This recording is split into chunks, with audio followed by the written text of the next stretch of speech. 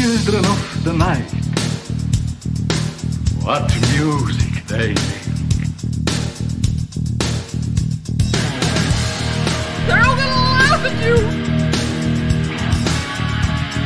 They're coming to get you, Barbara. What's that? I'm not gonna hurt you. I'm just gonna bash your brain.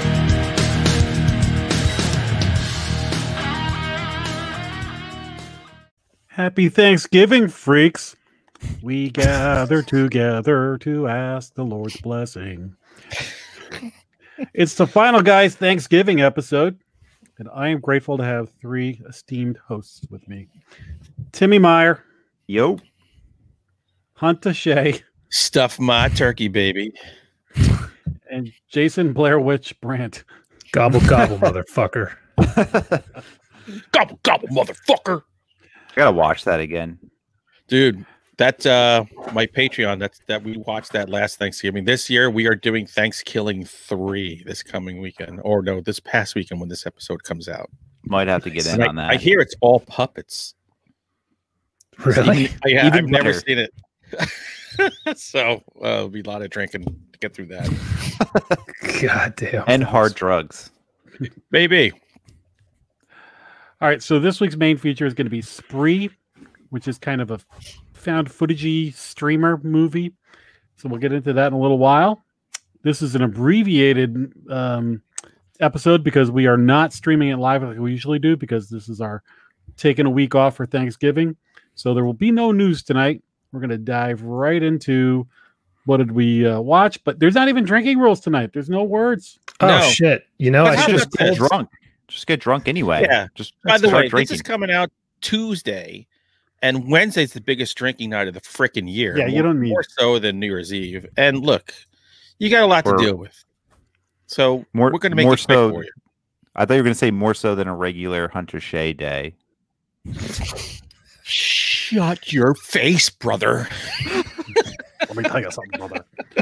Let me tell you, brother. Anything to announce before we get into things? I guess happy Turkey Day to everyone. Yeah. Yeah. If- Happy if you- Thanksgiving. If you celebrate such a thing. If you don't get out of the country. Yeah. Um, You don't shut up. we have so much to be thankful for this year. I was trying to be all inclusive for our listeners and watchers across the pond. You know what? You should be thankful we're here guarding the world. So keeping everyone You safe. want me on that wall. You need me on that wall. By the way, I did an article on my Cemetery Dance Video Visions column about Thanksgiving. So it's all about cannibal movies and Thanksgiving. So if you want to check that out, Is Blood Rage in there? I didn't put Blood Rage in there. Oh. Sorry. Wow. Massive Sorry. oversight on your part, sir. Microwave Massacre is in there though. So How Fair about enough. Raw? Fair enough.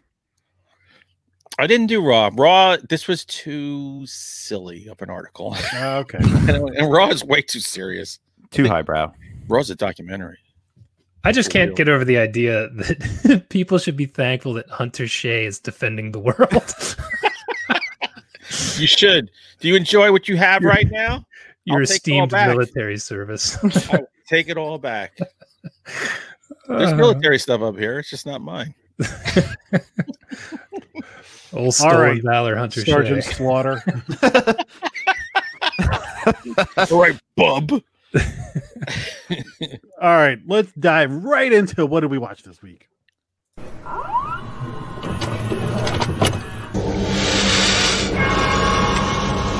We have such sights to show you. You, the viewer or listener, should you should be grateful for this, if nothing else, this Thanksgiving. Because we are front loading and doing 2 episodes in one night, we had to watch extra stuff just so we had content for 2 episodes. And we do this for you out of the goodness of our hearts. So, you know, And 3 out of That's- 4 of us actually have jobs, so we had to try to fit it in. Although Yeah. I don't know, Tim's probably going to get fired for all the shit he does when he's supposed to be working. This is accurate. so a big fat you're welcome before we get into this. Yeah, you should appreciate us, sons of bitches. Especially ones overseas that Hunter's defend. Yeah. Right. Maybe Visit you for should me.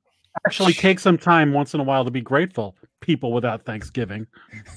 I am the last barrier between you and third world nation status. So you fucking just get on my back and I will carry you to the promised land. I would personally like to nominate Hunter Shea for a Nobel Peace Prize. Personally. I like it. And by the way, if you're in a third world nation, I'm the only thing keeping you from being a fourth world nation. So again, on my back. Let's go, people. You're a hero, man. I feel like Whitney Houston and you're Kevin Costner just carrying me out while I Will Always Love You is playing. Oh, that would be the greatest fan movie ever if we reenacted that entire movie, me and you. Kevin Costner's so I'll bland shoot it. that one of you 100% could play him. He has no emotion in the movie. Yeah, that is a true. weird movie because like that movie got a lot of respect, but it is not like a good Kevin Costner movie. No, it's just a good Whitney Houston movie. We just is a want to good see her in something. That's Yeah, He's doing like his best Tom Berenger impersonation through that whole kinda. movie. Yeah. I'm Oh, tough. God, can't move my face. I forgot what we were doing. Oh yeah, a podcast about horror movies. Yeah, that's right. Yeah. We could just do a podcast about Kevin Costner movies. I'd be okay. Yeah, with that. let's talk about his performance in Robin Hood, where he did not have an English accent, but everybody else did. And a Yeah. mullet. Best. Why bother? It's my movie, damn it. I saw Waterworld in the theater. Me too. Oh, I did too. Ugh. Yeah, that was some money down the drain. Tin Cup, classic golf Mhm. movie. That is a good movie. He's made a lot of good movies. He really has. He He gets did- he the, has. One. He's made some bad ones. Yeah, You know what's a full really throw. underrated one, and I know you guys are baseball guys, so you'll appreciate this one. For the Love of the Game, super underrated flick. Yes. You're incorrect. Hmm. It is not called For the Love of the Game. Whatever it's It's called, called For Love of the Game, which is the wrong way to say it. whatever. It's They it's messed fine. up the title of that movie. Whatever. You know what I was talking Sticking about. point with me. Bull Durham, if you want to see a Kevin Costner Bull movie. Durham's a great Bull movie. Durham. Okay, are we done talking? The Postman. Big Chill. We haven't even talked about The Postman. The Postman's great. Tom Petty, great in it. That's great. Yeah, Tom Petty's one of those guys who should have been in more things because he He just really had a should. natural kind Such a of thing weird going on. dude. Like his music videos were fucking great. That Alice in Wonderland one. Oh yeah. Was it Last Dance with Mary Jane with Kim Basinger. great? I don't Yeah. think I've seen that. Free Falling with that girl on the skateboard. Damn. Well, Classic. You Got Lucky, Babe takes place in like a post-apocalyptic world, similar to The Postman. yeah. So why don't you guys just turn this show up and just go down the We've- YouTube rabbit hole? We've really with Tom went off Petty? the rails already. Yeah, typically we That's do this before we start bringing the bumpers in. Now we're just like, who gives a shit? Well, just real quick, horror movie with Kevin Costner, Mr. Brooks, Oh Not- yeah. not Yeah, bad. it's not a bad movie. William Hurt's in that movie, right? and Dane Cook, the funniest comedian of all. I forgot that guy existed for a second. Well, I don't think he does anymore. All right, who wants to go first? Raise your hand. I'm not going to pick somebody. I'll go. Okay, Hunter Shea. I don't care. I'll go. All right. I didn't watch. This isn't a movie. This is a TV series, streaming fine. series, whatever. I watched The Boys second season. Oh, All right, all right, all right. So I I, like had it. said I was going to wait till November for this because it's not horror, but I wanted to enjoy it. And then I said, oh, I'm going to parcel this out. So I'll do one episode a week. Well, there goes 8 episodes in about a week and a half. All gone, all done. This, I didn't know what to expect for this season. And I thought this was a solid season. It's gross. There are some great gore, gross out moments in this that are just No doubt. off the charts. There was a part in this season where I almost turned it off. I think it was episode 6 when what's the new girl, the girl from Scare Me? What was her name in this movie? Aya Cash? Stormfront. Stormfront. Yeah. So she comes in and just it starts mirroring. They're saying exactly everything in the Trump campaign and literally making it Nazi rhetoric. And I was like, Getting a little too close to home for you, there, it was Führer? so, you know what it was? It was fucking lazy and pandering. So that part I wasn't too thrilled with, but everything else I thought was awesome. Homelander is the most homicidal character I think we've ever seen ever. Yeah. fucking brilliant. It's a great character and great casting. Just everything about him is just. Oof. That guy Hannibal knocks Lecter it out of would the run from this dude. Yeah. Absolutely run from him. And I love that it's just, I like the fact that it's not just, everything's fractured, right? Because you can't go back. You can't put the toothpaste back in the tube. So this whole season is just, and the biggest villain in this entire season is social media. Social media is the most evil of all evils in this. And it just, it's the way everyone is manipulated. And they're intentionally saying, oh, this is how you do it. This is how you get the fucking stupid masses to do whatever you want them to do and think any way you want them to think. Which is true. It's absolutely true. So I thought that part was cool. It was a solid season. It felt like it was a little too short, but I guess maybe the pandemic, they had to shut things down faster. I have no idea. But great second season. I hope there's a third. Is there word that there definitely will be a third? There's going to be a third. One of the guys from Supernatural is going to be in it. Yeah. Really? Oh, that's right. Jensen Ackles. Jensen Ackles. Yeah. By the way, drinking game, as you watch this series, every time Carl Urban says cunt, take a drink. Take a drink. And then check yourself into Betty Ford after episode 8.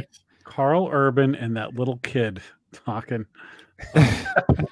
There was some surprising moments in that series. First of all, the kid who played the fire guy who was in the X-Men movies. Yeah. He was Iceman, and now he's playing the fire guy. He was really good in it. I'm glad to see him back like on the screen. Sean something. He had a cool Ashmore. Ashmore. He's one of the Ashmores. Yeah. Really good. And also the one scene with the penis guy, fucking brilliant. Oh, the penis guy is amazing. Brilliant. Apparently, I've only read the first arc of the comic book series, and Garth Ennis is a fucking like genius. I don't know if you guys have ever read any Garth Ennis books, but he's just a sick genius. And apparently that part is in one of the arcs. I don't remember it, but I fucking love that show so much. And the show made me tear up at one point. Yeah, it's really a movie. It should have never happened in something like this, but the writing is so good, so good. Yeah. But you're right. Homelander is like one of the most compelling characters on TV. That guy is so good. You are terrified when that man is in the room. Because even superheroes are terrified of him. Like even nigh invincible people are scared shitless of him. So really when you think about a guy who would have Superman's power, people should be terrified of him. Well, he's the Brightburn kid grown up. Yeah. Right. And that's where like Batman v Superman tried to allude to that when Bruce Wayne is like, even if there's 1% chance that he could, like, he's talking about a Homelander scenario, but they didn't kind of like get that across.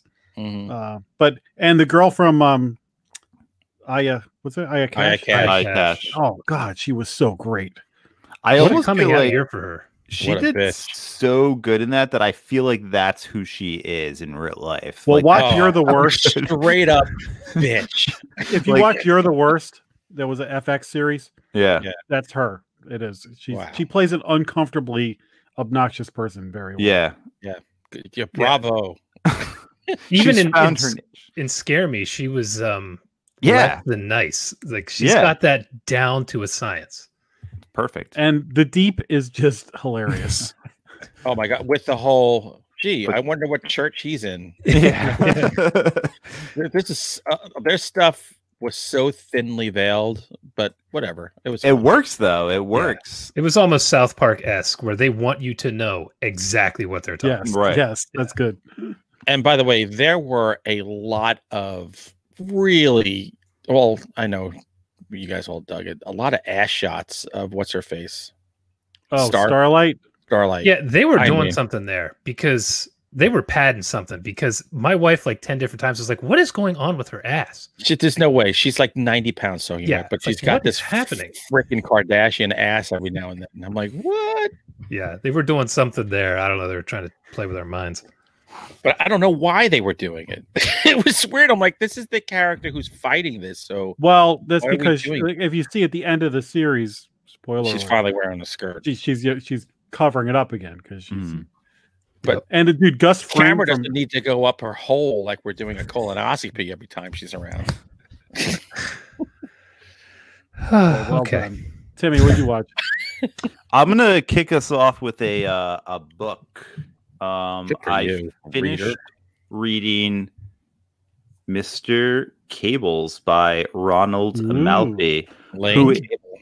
is one of my favorite modern horror writers. I don't know if I know Hunter. I'm sure you've read some of his stuff. You read it all. He is just a fantastic writer, and this is short. It's less than 100 pages long, but just I ripped through it in like an hour and a half. It was so good, I couldn't put it down.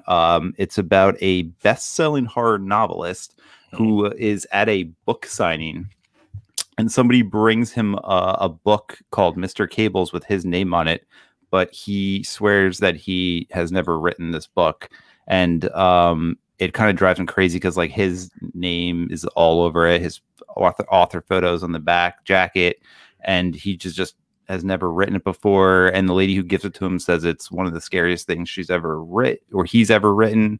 And so like he trades it for a newer book, and she gives it to him, and he kind of becomes obsessed with it and trying to figure out how this book exists. And This was a dream he had.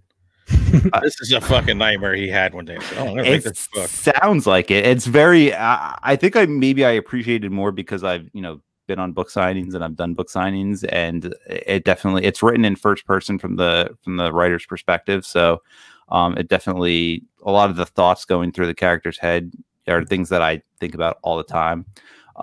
So I don't know. It's a page turner, man, and it's really good, and I can't recommend it enough if you're into that stuff. So Now, great idea.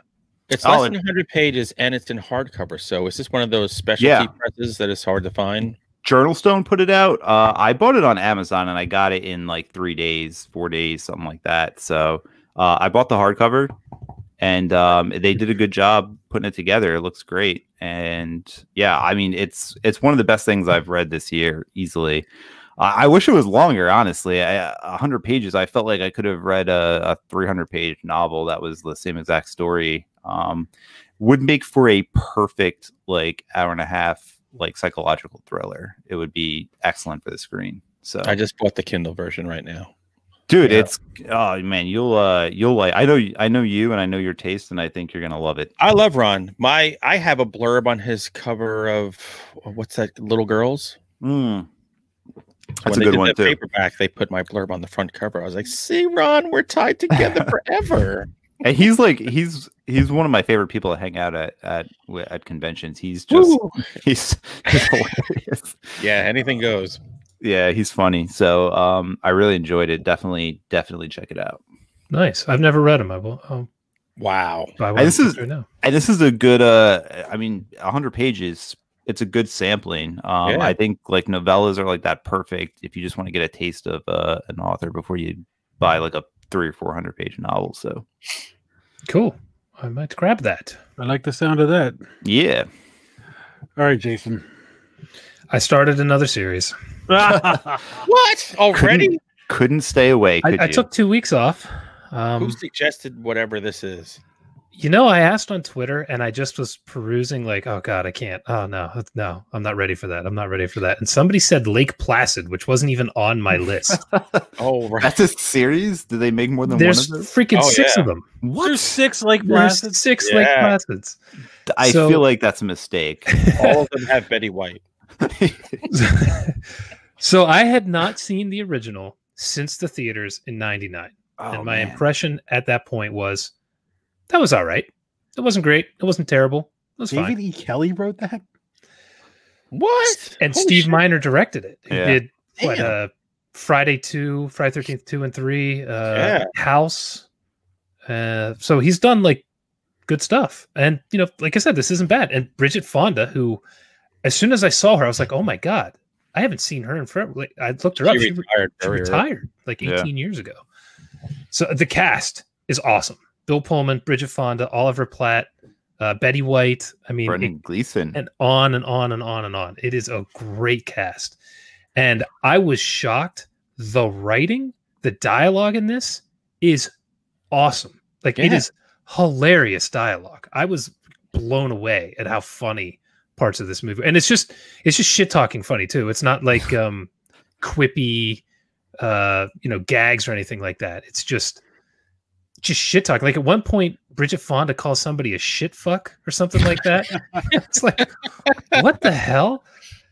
Yeah. And then the third act hits, and I'm like, oh, this is why nobody talks about this movie. The ending is terrible. Like there's no intensity. Nobody dies. I didn't either. I own it too. I have to rewatch it. The third act of this falls so freaking flat. It's crazy.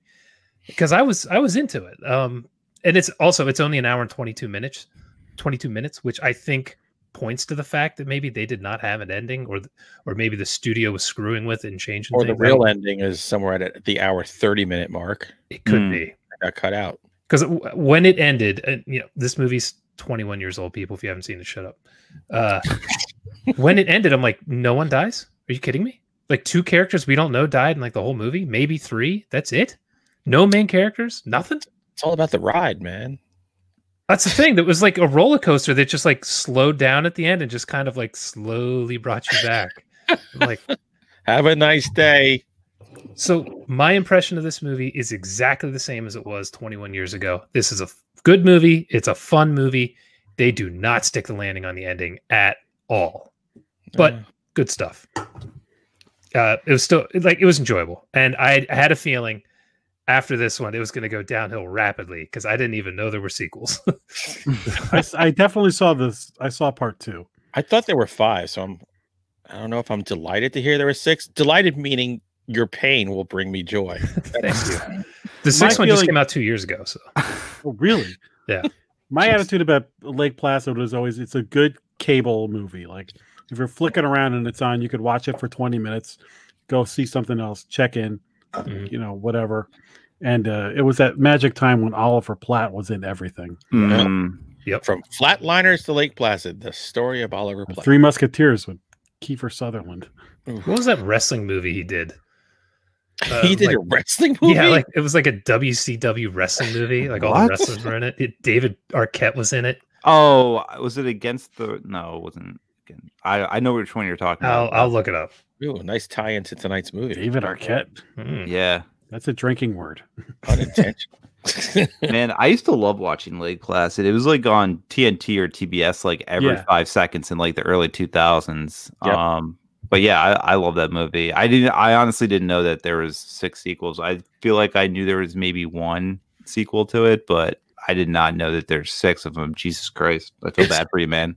It's interesting because I'm listening to the dialogue. I'm like, this is witty and well written. And then the people are like, oh, there's a giant shark in here. Let's keep going out in the dinghy. Or a giant alligator. Crocodile, whatever the hell it is. Let's go out in the dinghy over and over. Oh, somebody just had their head bitten off the last time. We'll just go out again. And then they're like, this thing comes on land and it's fast. So let's just stay intense, right? 10 feet from the shore. Like, yeah. Like the plot is just stupidly hilarious. But it works because it's clear that this movie is very tongue in cheek. Yeah. But yeah, it's fine. It's a good movie. Splendid. Well, going back to the Hunter mode, I watched the series 2 on Amazon, but I watched Truth Seekers, which is the Nick Frost and Simon Pegg. Oh. And Malcolm McDowell is also in this. So it's a paranormal, I think it's maybe 6 to 8 episodes. And I liked it. The thing you got to go into it is it's not a flat out comedy like Shaun of the Dead. It's humorous the whole way through, but it's also serious enough. It's one of those ones that it's like just silly enough to let you, cut it slack on some of the supernatural stuff, but just serious enough to really reel you in. Right. So I really love stuff that's balanced like that. And so I enjoyed it. The pacing might be a little weird for people because each episode builds on the next, but there are a couple episodes that feel a little standalone. So it might not be one of these things that you binge in one sitting. I think the way I did it was I would watch one and then come back a day or two later, watch another one and spread it out a little bit. And I really enjoyed the whole thing. Nick Frost is the guy who does all the heavy lifting in this. Simon Pegg is in it a lot less. Malcolm McDowell is tremendous. My Chrome is crashing, so if I disappear, I'll try to come back in. All right. So go ahead, sir. Okay. We'll carry on without you. Don't worry about Yeah, it. that's fine. Not just Probably be better off, to be honest with you. No, I'm just as long as we keep recording. Yeah. Make sure. Like I said, it balances. It's witty the whole time, but it's not like just a paranormal spoof or anything like that. So I think there'll be a couple of people. Whoa! Now there's two Jasons. That scared the shit out of me right there. that freaked me out a little bit.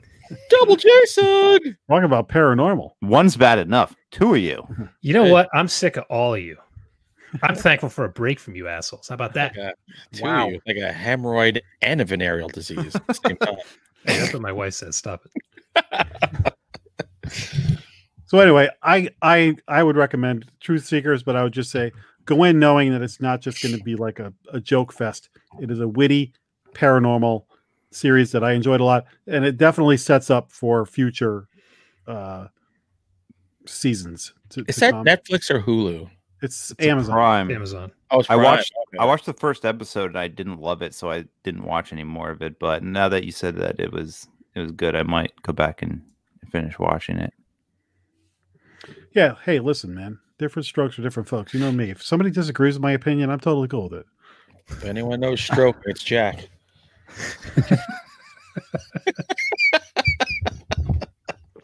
Is it my turn now? It is, please. All right. I read a book too, and I have a copy of it too. I have a copy right here.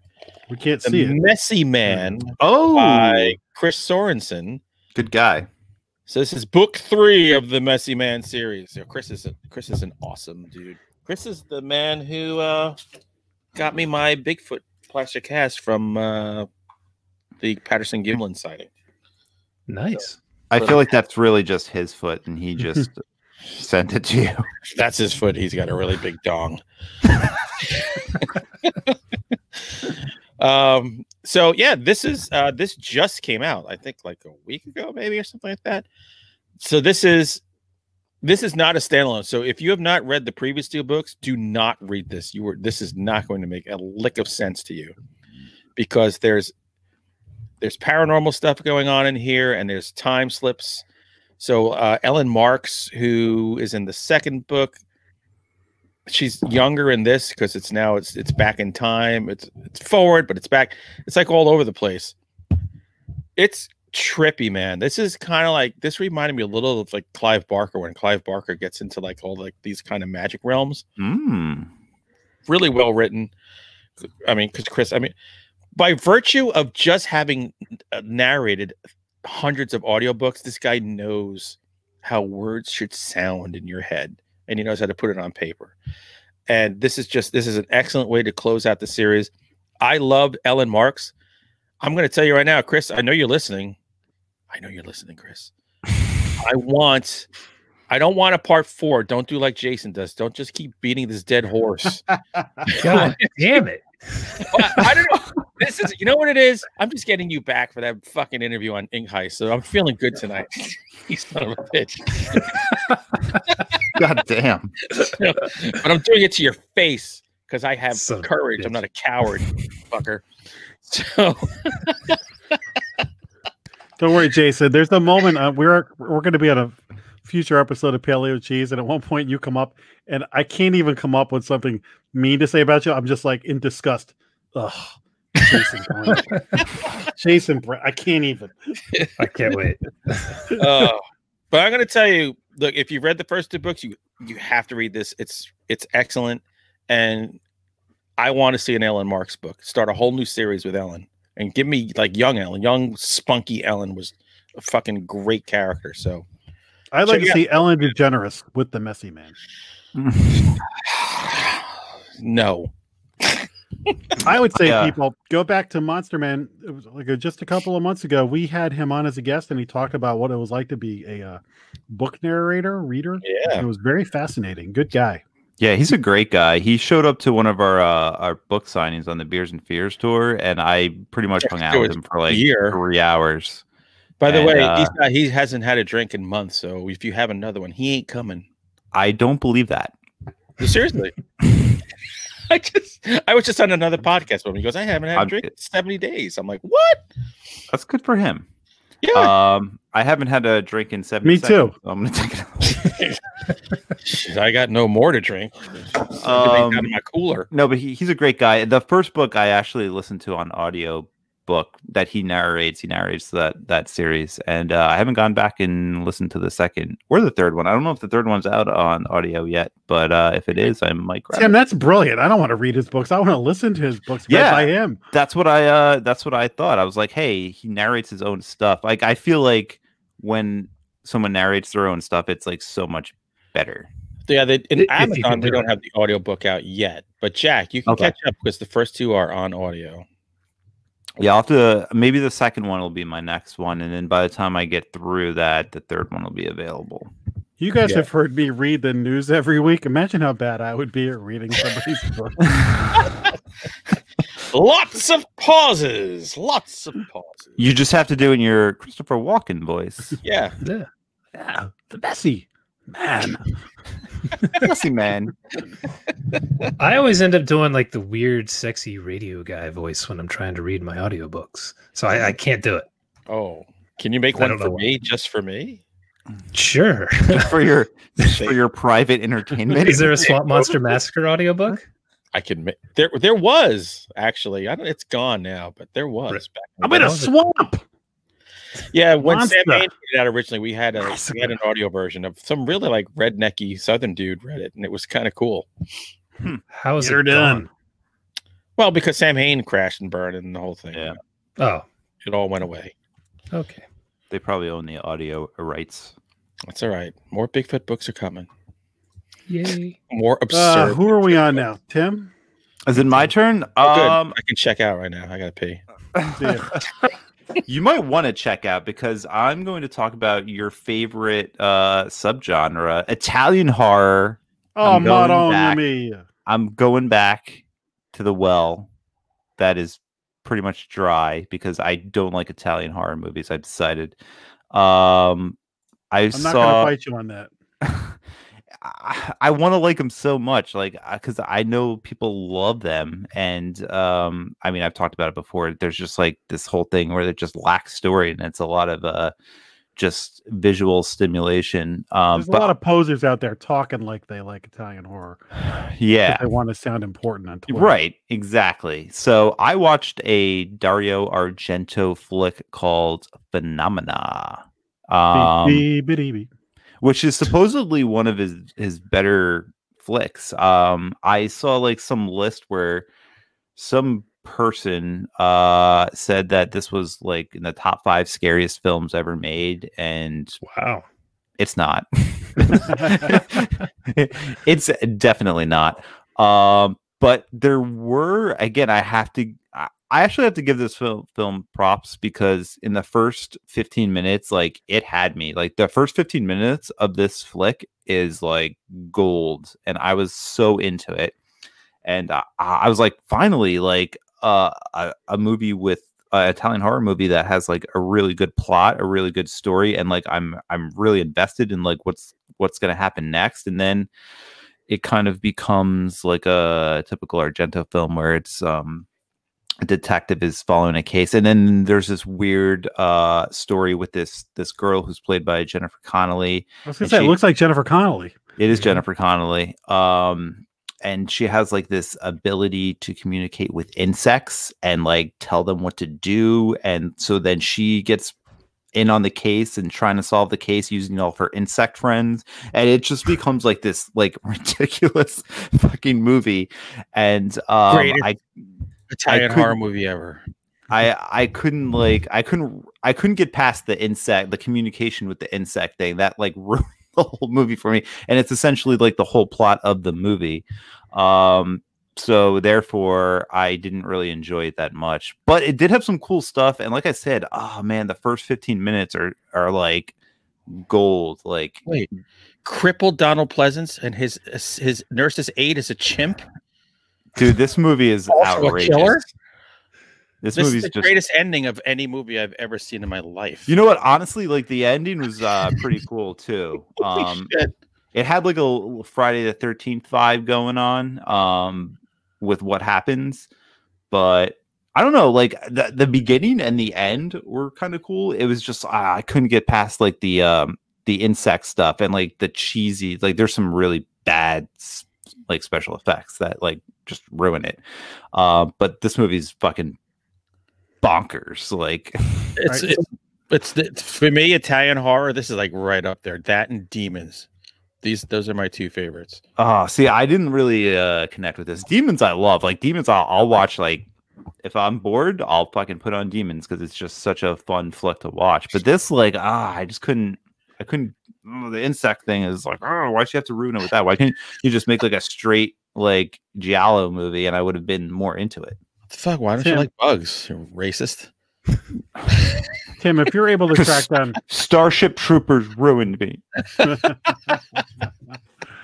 Tim, if you're able to track down a copy of Mother of Tears, I watched it a couple of months ago. Yeah, that's an Argento movie, but it's more modern. Mm-hmm. I would love to get your thoughts on that because that's a I'll goofball movie. Goofball, oh, it's so weird. Like some of his stuff is like Suspiria he plays it pretty straight, right? Yeah. This just I think you'll enjoy it from a 10,000 foot view of it, not like you're not taking it seriously, but yeah, like as a curiosity. Watch Dracula 3D. Oh god. That's the one. But you know what gets me about this movie is, again, going back to the first 15 minutes of the film where it was really intense and like I was engaged in it, and then it separates itself from that beginning so much when it starts going into the communication with insects and she's starting to control them and stuff that like it ruined everything. I love that. I'm like, what the hell? Why not? God, dude. I mean, like, if it was maybe done better and if it was done in a different tone, maybe, but just like the inconsistency of tone throughout the film just like ruined it for me. I don't know. Maybe I'm crazy. I guess I'm in the minor because a lot of people love this movie and they say it's like one of his better films. You're in a movie where Donald Pleasance is the local bug expert in a wheelchair, and his personal assistant is a chimpanzee, not a human. It's the wackiest thing I think I've seen. A lot of wacky shit. Like I'm a guy who likes The Greasy Strangler. It's one of my favorite movies ever, and exactly. This movie makes less sense than I think I'm going to check it out for young Jennifer Connelly because dude, she was like 14 in it. Yeah, relax. What was that movie?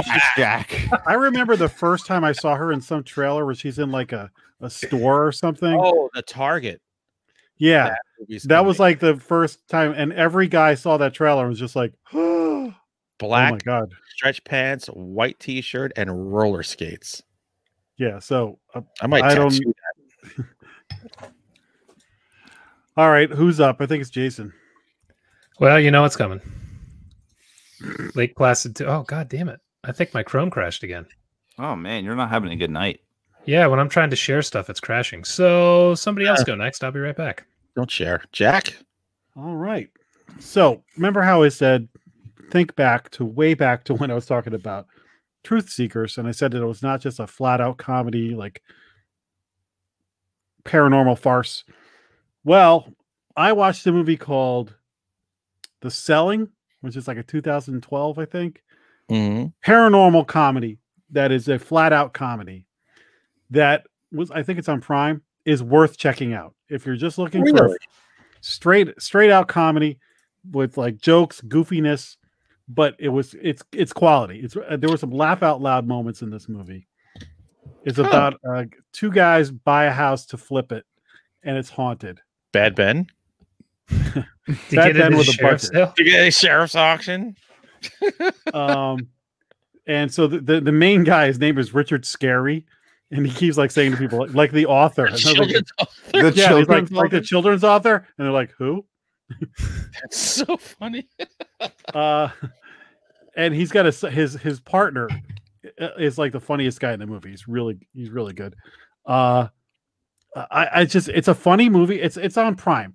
This is if you're a horror fan and you're just looking for a fun comedy, it is so much better than most horror comedies that you just watch and are just like, oh god, that was dumb.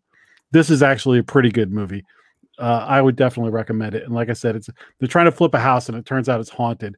So then at one point, like there's a whole montage of him trying to sell the house and making the haunting aspects, selling points. Like he's talking to somebody and the faucet turns on itself and he's like, oh, and there's running water. All right, I gotta check this out. Yeah, I've never even heard of it. I actually almost watched this. Like I said, it's a goofy, silly movie, but it's funny. I liked it. From that thumbnail, I would have never even attempted. I only watched it because somebody else recommended it to me. And it's got 4-star rating with 164 reviews. So yeah, it was interesting to watch it like on the heels of Truth Seekers, because I was expecting Truth Seekers to be a little bit more goofy, and it's definitely funny, but it's like I said, it's more like witty. Like it picks and chooses its spots for the jokes. Right. They're more subtle. This is like more flat out comedy with gags and things like that. So good horror comedy on Prime. This is why you have Prime. Check it out. Fun. Right. Might do that. Well, let me get back to the genius that is Lake Placid 2. Oh, please tell us. I saw this, but I don't remember it. It came out in 2007. I think it was direct to Sci-Fi. It really feels like it. Ooh. Stars John Schneider. So, Nice. Can't go wrong there. And an actress named Alicia Ziegler, who I recognized her. And I was like, what the hell do I know her from? She was in a movie I did for So Bad It's Good called Rise of the Dinosaurs, which is just... Oh, I remember that.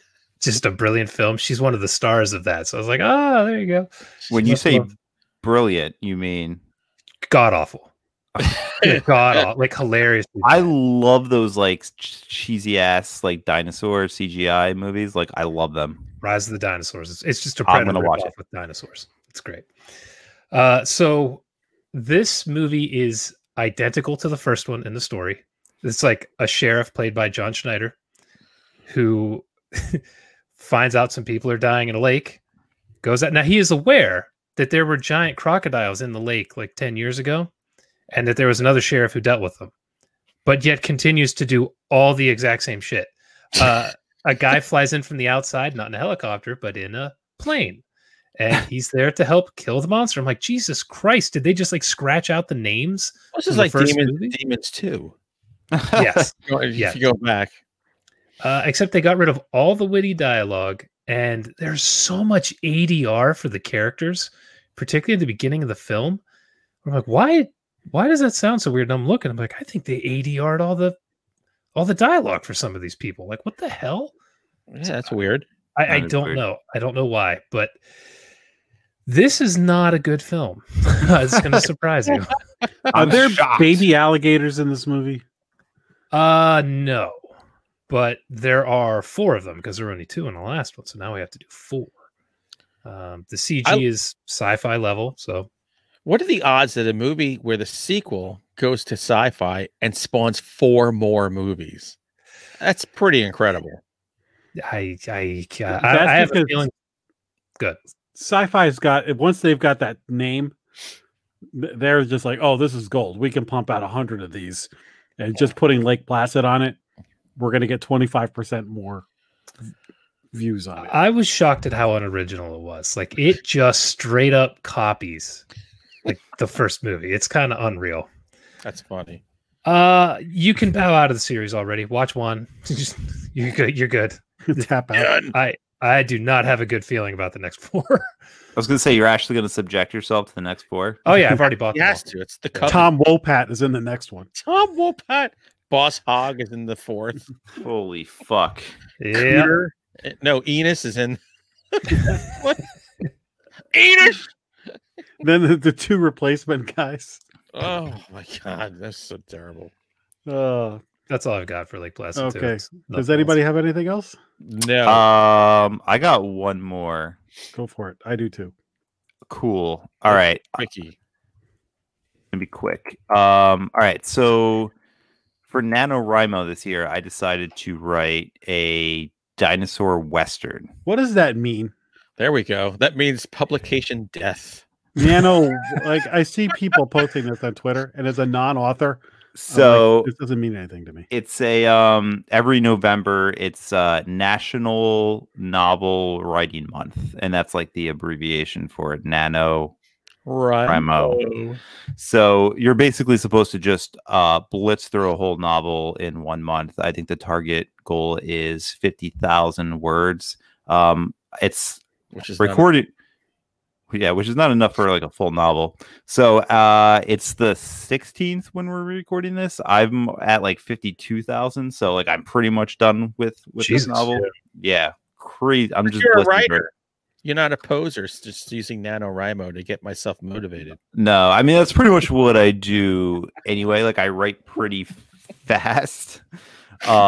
Anyway, so Dinosaur Western. I wanted to watch some cool Western flicks, so I watched like the Magnificent Seven, the Wild Bunch, some like classic Wild Bunch, like some classic Western. But I also wanted to go back and rewatch one of my favorite movies to come out in like the past like 5 years, and that was Bone Tomahawk. Oh yeah, goddamn! God, this is such a perfect movie. Yeah, this like hits everything for me. It's got, you know, the Western vibe. It's got the acting is phenomenal. It's got some like my favorite actors in it. There's like nothing bad about this movie. And there's like one scene, and like if you haven't watched the movie, like just shut this off for a second, because I have to talk about it when I'm talking about this movie.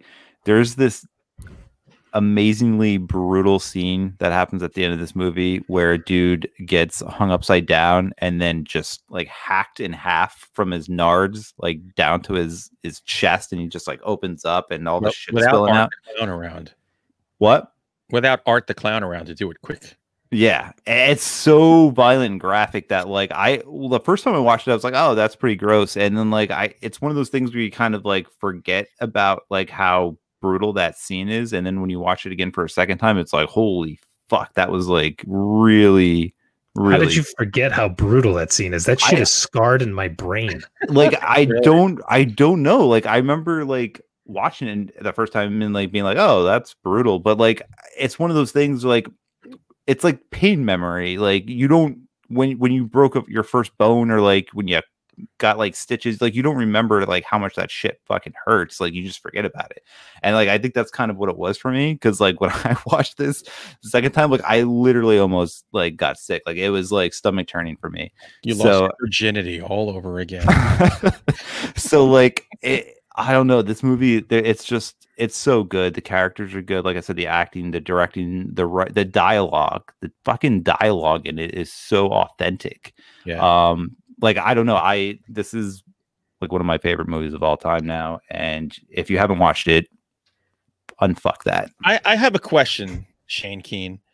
You're writing a horror Western dinosaur thing. Did you watch Valley of the Gwangi?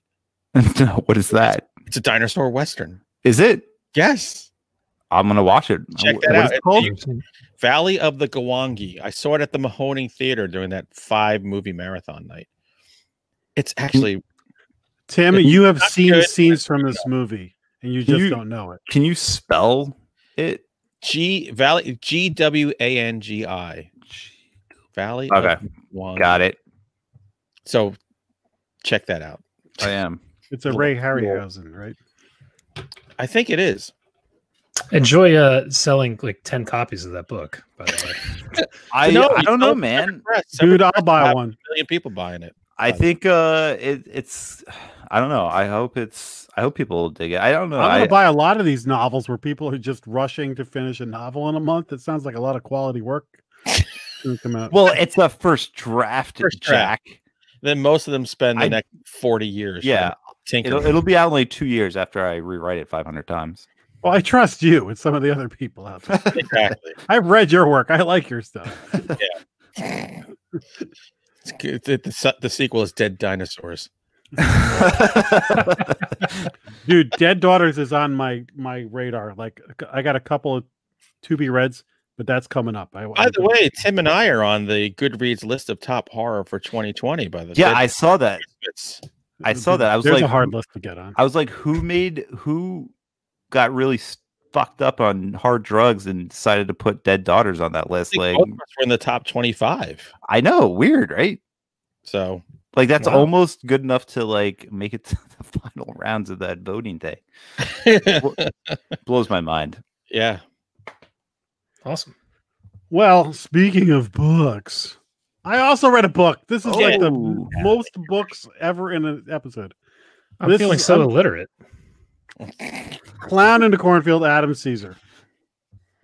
What What can we say about this book that hasn't been said already? It's great.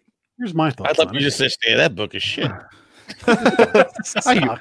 I'm going to use it for toilet paper later. There's no clown and there's no cornfield. This was total bullshit. So actually, there is in Spoiler. fact a clown and a cornfield.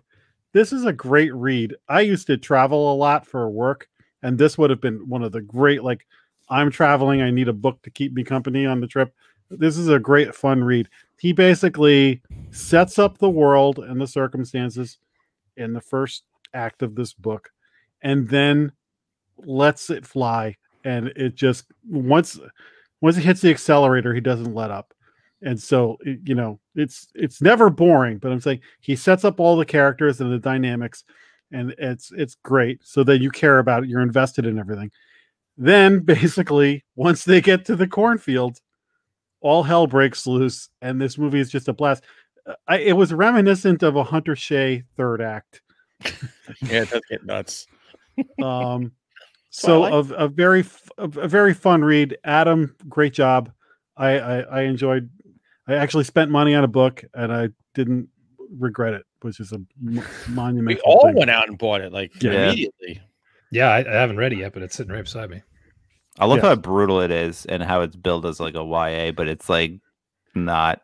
Yeah, Pulls no punches for sure. No. no, and it just goes to show you how much faster I can read a book that's not on a Kindle, because I read this, in a couple of weeks versus the million years it takes me to read something on a Kindle. See, So- that's surprising. You know what it is because I can read and look how far I have for the next chapter, Hmm. and either be like, okay, I'm going to plow through this, or I know I can stop in the middle and kind of catch up, or whatever. And I can leave it like next to the TV, like where I'm sitting. So if I'm like, I got 20 minutes before I'm going to go to bed, I'll grab it. The Kindle, I'm just not wired like that. So. Yeah, I read faster on the Kindle. I don't know why. I blitz through stuff on the Kindle, but I prefer actual books. So, Adam, great job. I really enjoyed that book. People should read it. It's really good. People are reading it. They don't need us. They don't need us, but if you care about my opinion, which nobody does, there it is. There's my 2 cents. Nobody here, anyway. Yeah, exactly. Well, I'm like the 4th person to review this book. I guess Jason hasn't, but like everybody we know has already reviewed this book and loved it. So I'm just another one. Yep, they're right. It's great. Good job, Adam.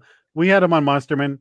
He's a great guy. He's really listen. I watch his podcast. He's got his Project Black shirt, and he's a complete opposite when he talks about movies to me and Hunter.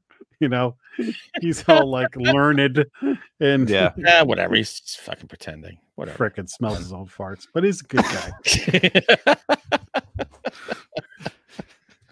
Well, he I won't don't be coming back on the show. No, he should. Great book. I would love to talk to him about it. A lot of fun. Yeah. So, good job. Let's get to the main feature. You like scary movies? Uh-huh. What's your favorite scary movie? I don't know. You have to have a favorite. What comes to mind? Okay. I can't wait to hear what you guys think of this movie because I can't predict what anybody thought of this. This is Spree. It's got Steve from Stranger Things. It's got David Arquette. It's got a couple of people from Saturday Night Live. Kyle Mooney, I think his name is, and I can't remember the other girl's name. Hi, Kyle. And some other familiar faces pop up in this movie. So this is a found footage movie, if that's the right way to say this. It's the streamer generation, which kids in my office are all streamers. They're all trying to become the next millionaire because of all the views they get on Twitch and things like that. So I am kind of closely tied to this world. I'm like the grumpy old guy who doesn't get it. Why would people want to watch you play video games? It's the dumbest thing I've ever heard. And they're like, well, you know how you watch people play football? Well, for us, it's the same thing. We just like to watch people play video games. Whatevs. Yeah, it's totally not the same thing, but I get it. Right. So this is a kid who is desperately trying to be a star, but cannot get any followers, and kind of loses it and goes on a spree. Mhm. And he's kind of an Uber driver who starts to stream his day, and he gets a little homicidal, and things can just escalate from there. So there's your summation. Who would like to go first on their opinion? Raise your hand, please. I'll go first. Thank you. Also, you like this? How I raise my hand sideways. It's kind of a Hunter Shea see Kyle thing. It's the shoulder flexibility is going. Yeah, I like this movie a lot too. I thought it really summed up everything I feel about social media and how much I freaking hate it, and like just streaming and like the destruction of our culture we're basically seeing, because you go down the street and you see these fucking idiots walking with a camera held in front of them talking, and I'm like, what is happening? And like, every Instagram photo is a girl like trying to act natural while popping her ass out in front of the restaurant she's about to go into. Like it all drives me crazy. So I'm watching this and I'm like, whoever made this hates social media as much as I do, and I love it. Yeah. So I like found footage too. I think putting a couple GoPros in a car is a cool way to get different angles, and what I'm guessing is Nigel Brock showed me how to freaking do it, man. That's right. So I liked it quite a bit. I got a kick out of it. Cool. Hunter, what did you think?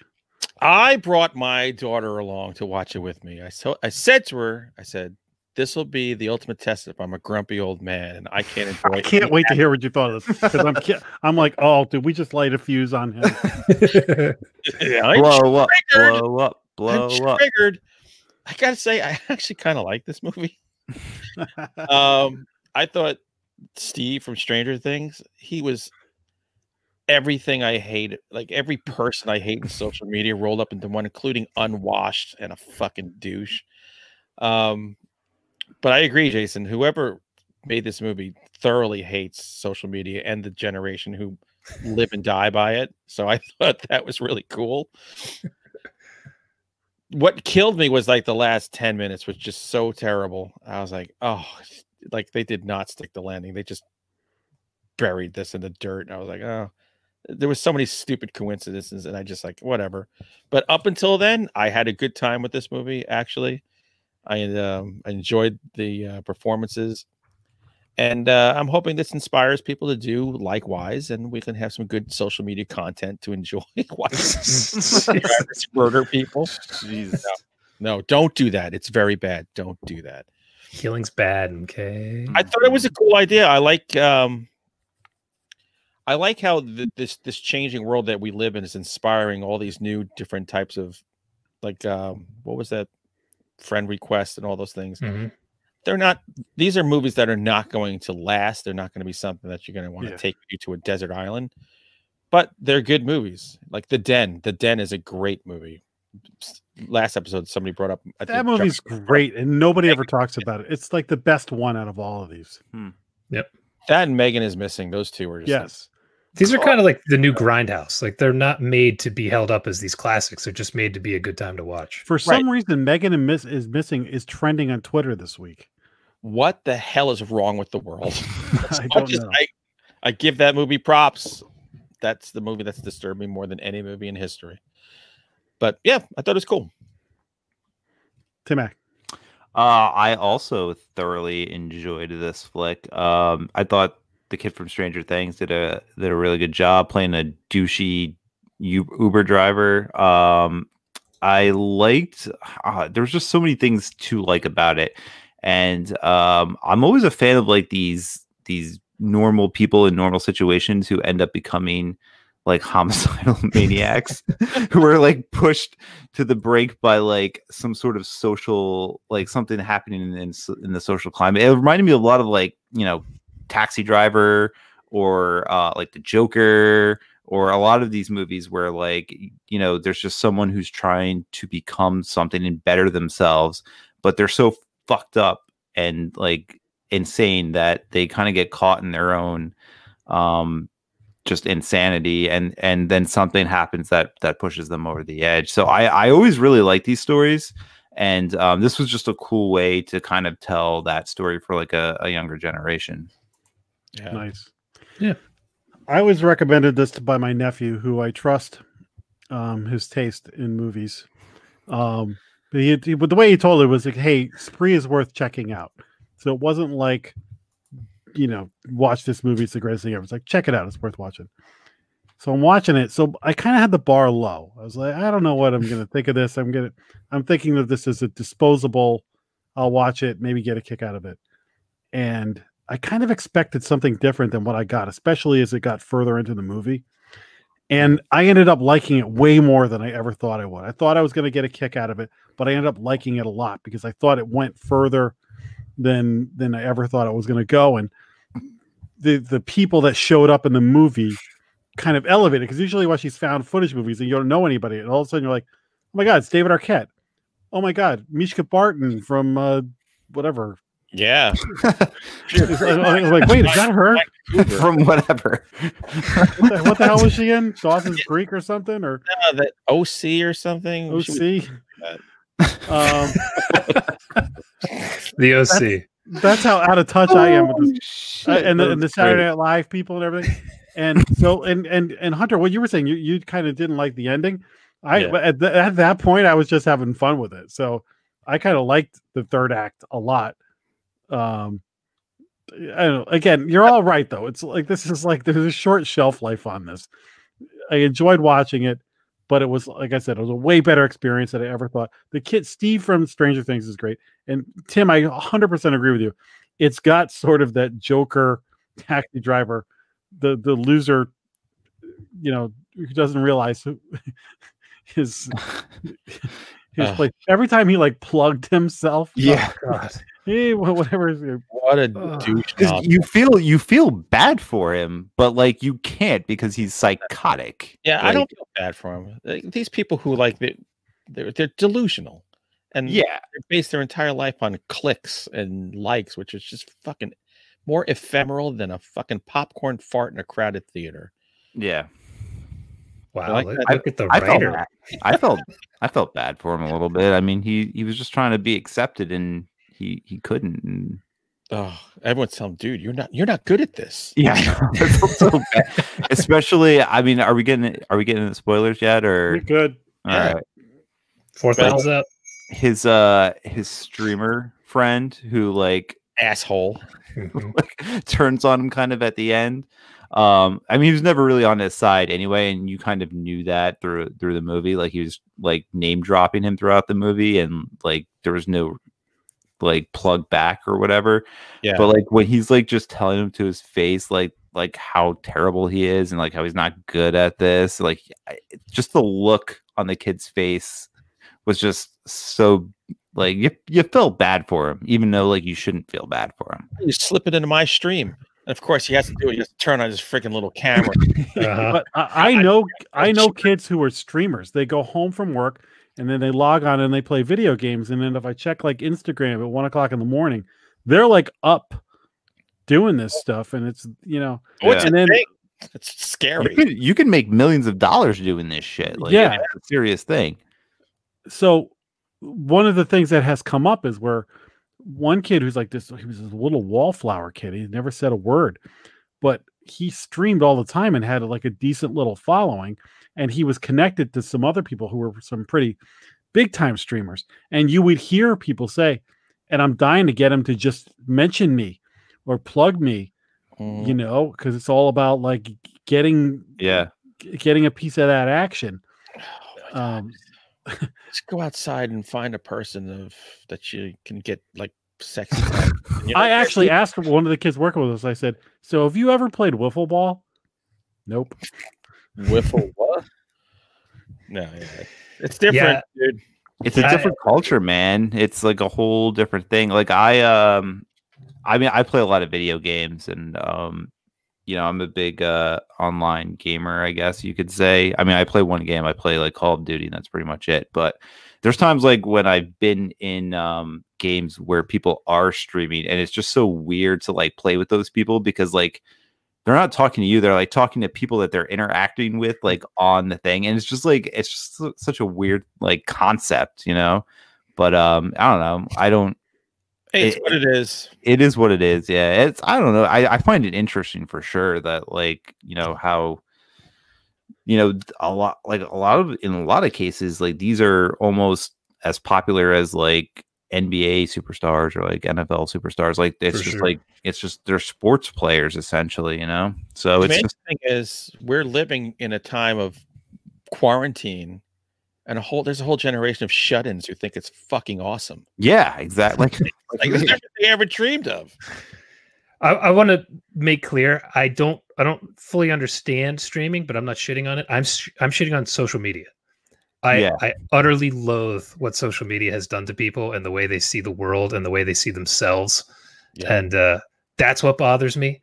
And I feel like the desperation this dude has in this movie to get anyone to follow him. Like he keeps saying the one thing over and over, like his handle, and it says, I follow back or something like that. And does the peace sign over. I'm like, oh my God, follow. Like, oh Jesus. Because we all, I don't know how many times you guys get messages on social media. If somebody will follow me, I do not follow back because I think that I don't know who you are. I don't care. Like I'm not going to follow you unless I know who you are. Yeah. And people will send me DMs like, why didn't you follow me back, you asshole? I'm unfollowing. I'm like, oh no, like weirdo.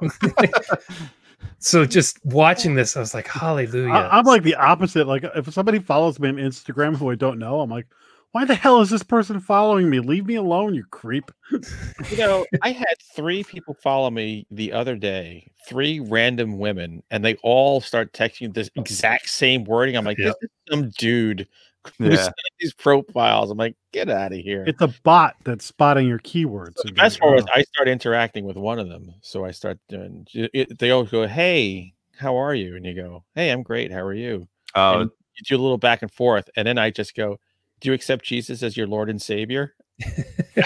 Just stop. I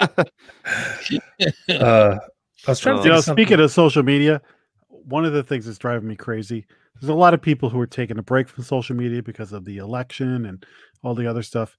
Take a break. And what really drives me crazy, and specifically, this is one guy who's a guy I went to college with. He's a super duper right wing dude. So he's always in your face with stuff. And there's these new platforms that like conservatives are leaving Facebook for. So he basically gave a farewell the other day, like, I'm going here, and if you want to see me, I'll leave this open just so I can see what's going on. But the big freaking dramatic goodbye on Facebook, like, this is crap. I can't take it anymore.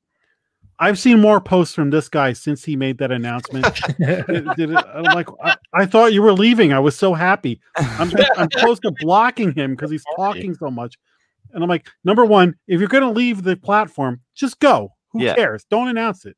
Because I'm not sitting there with bated breath waiting for anybody to post on social media. But number two, if you're going to announce it, then just please go. Yeah, exactly. Please. Yeah, my wife quit like 2 months ago. Did she? Yeah, all of it gone. Yeah. Once you watch that Netflix show about the algorithms and how they're manipulating you, that's I haven't watched it yet. It's really good. You should watch it. It's unreal.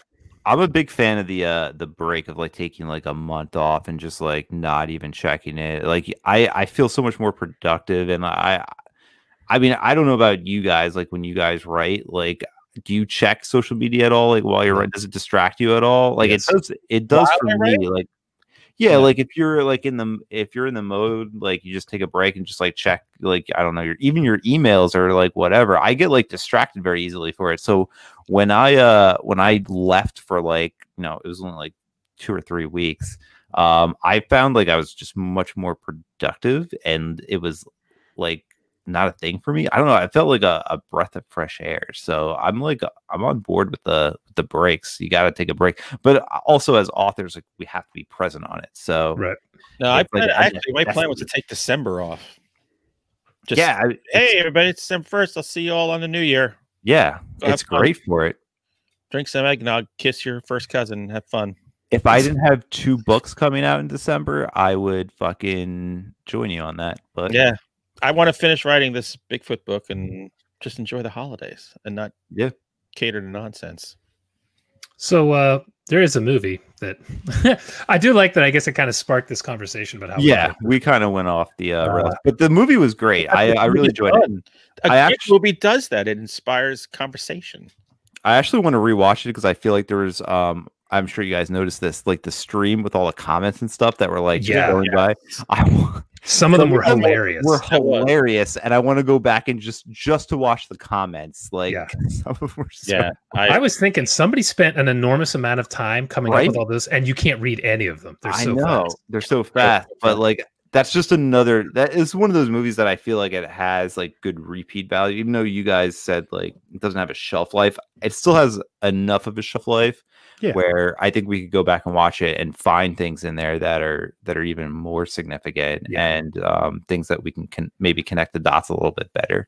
I agree with you on that. I'd love to see a transcript or something of them because the thing is like what that movie did so well was people are so manipulated. Hunter, you said it. I'm so motivated by my likes and my subscriptions and all that, but also the way people's comments where they're like, you know, just do it, you know, like it's, you know, the crowd mentality that gets somebody to do something. Yeah. The people who are egging you on are doing it to watch you do something stupid. Yeah. They don't give a shit about you. Yeah.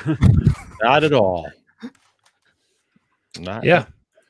So I don't know. I feel like this would be a cool movie to definitely go back and. I'm gonna watch this again. I really like this. Like, way more than I thought I would. Exactly, and I kind of want to get a copy of the script just to see if like that stuff was in there. Because like, I've been tampering with script. Yeah, I was gonna say like I've been tampering with screenwriting lately, and like how do you even incorporate that stuff into a screenplay? I assume it's not in there. Like all those. This had to be improv a lot.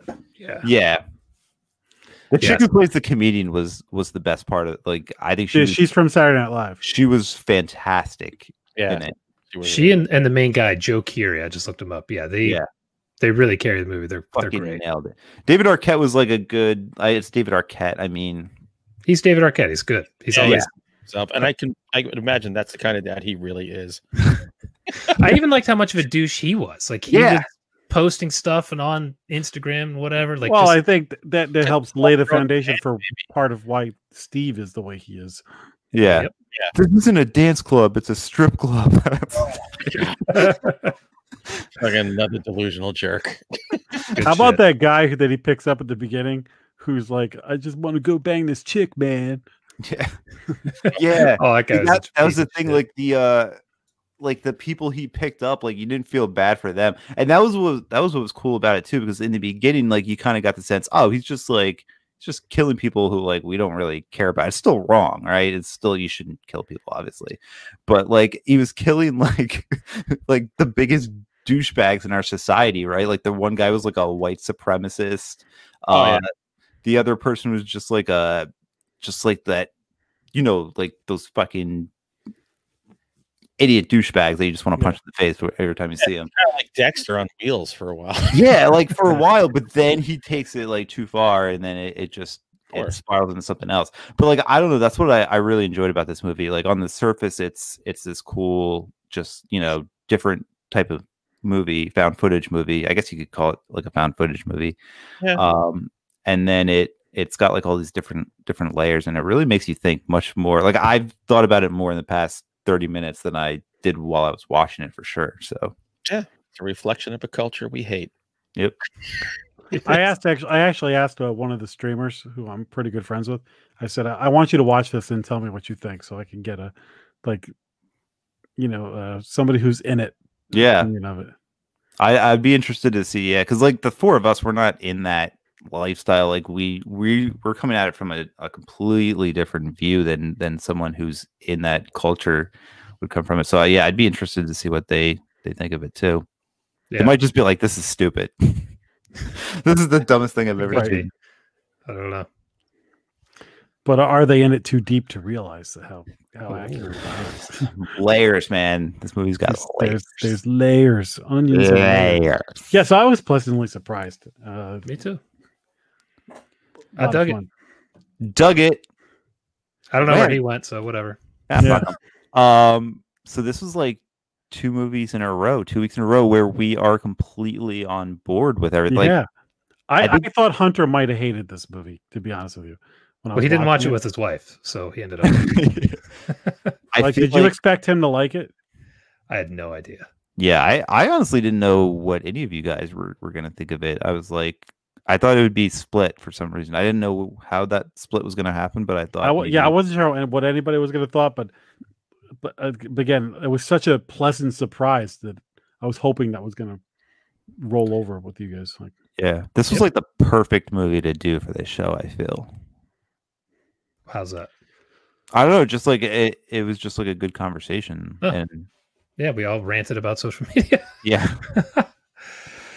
You know, on the plus side of social media, like there are people who I've met through friends of mine. Yeah. And it escalated how fast I became close friends with them because suddenly it was like, you know, I didn't see them for 6 months, but we could tell on social media that we clicked. And then when I saw them, it was like shorthand. It was like suddenly it was like, oh yeah, I'm so happy we're friends on Facebook because I got to know you so much faster. You know, and keeping in touch with certain people has been a lot of fun. But that's such a rarity for, you know, or it's such a small piece of it because there is such bullcrap that goes on. It is, yeah. I mean, it is weird. It's like anything though. There's pros and cons. Like, I mean, I've met people on social media that I get along great with and that I talk to every day, you know, and like I've built like really strong relationships, and it's been great. But like you said, there's also the negatives, like everything else. Social media is the glue that binds this foursome together. That's true. Right. So there is good stuff. Yeah. But, you know, only when you're older. If you're young, it's all bad. You're all jerks.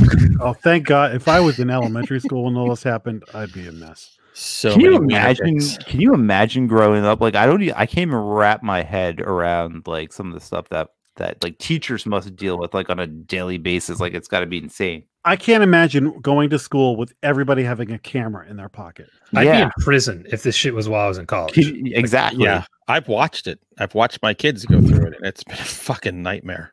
It's crazy. I mean, I was in high school, and like when like cell phones like first started to become a thing, we had like those big Nokias that were like that. Jack big. and I had payphones. Yeah, well, you guys also. And Jason had stand on the top of that dar hill and you scream for your brother. I remember having to call my parents with Morse code.